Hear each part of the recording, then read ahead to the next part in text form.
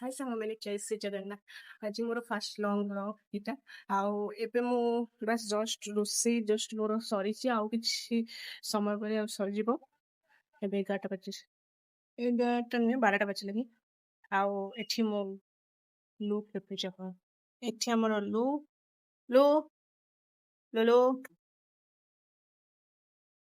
ଲୁ ଆମର ଶୋଇଛି, ତାକୁ ଡିଷ୍ଟର୍ବ କରିବାନି। ତ ମୋର ଏଇକା ଖାଲି ବାକି ଅଛି ପନିରଟା କରିବା ପାଇଁ। ଚାଲନ୍ତୁ ମୁଁ ଦେଖୁଛି କଣ ଅଛି।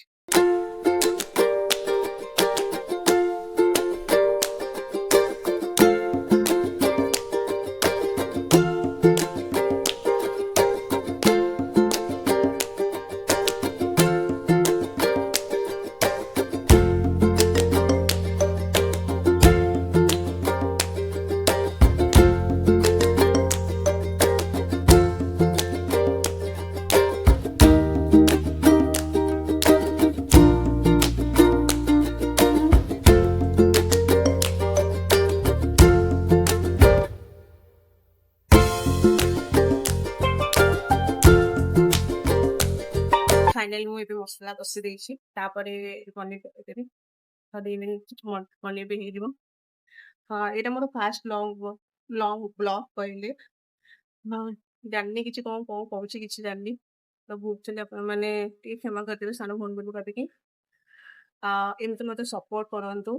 ଆଉ ଯଦି ମତେ କିଛି ଭୁଲ ଭାଲ କହିଥିବି ତାହେଲେ ଆପଣ ମତେ କମେଣ୍ଟରେ କହିପାରିବେ। କି ମତେ ଠିକ ସେ କଥା ବି କହିପାରୁନି ମୁଁ।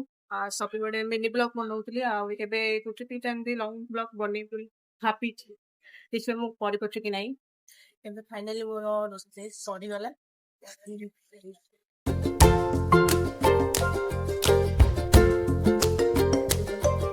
ଆଜିର ରୋଷେଇଟା ଆପଣମାନଙ୍କୁ ସେୟାର କରୁଛି।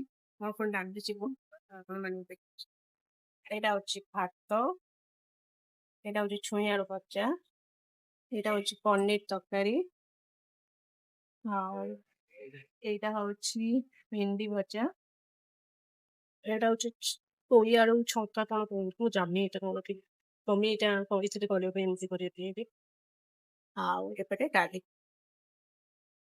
ପ୍ଲିଜ ଜଷ୍ଟ ଉପରକୁ ଚାଲିଲେ ସବୁ ଖାଇବା ଶିଖିବା ନେଇଛି ମୋ ପୁଅର।